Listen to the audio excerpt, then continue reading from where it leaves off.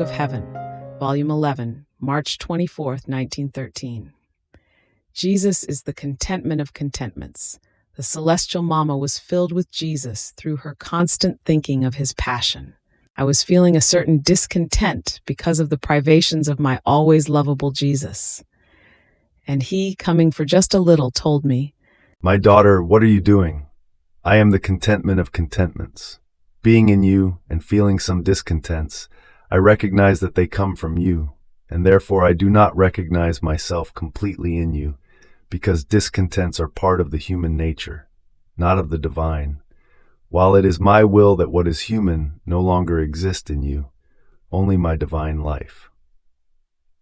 I add that I was thinking to myself about the sweet mama, and Jesus told me, "My daughter, the thought of my passion never escaped my dear mama, and by dint of repeating it, she filled all of herself with me, completely. The same happens to the soul. By dint of repeating what I suffered, she arrives at filling herself with me."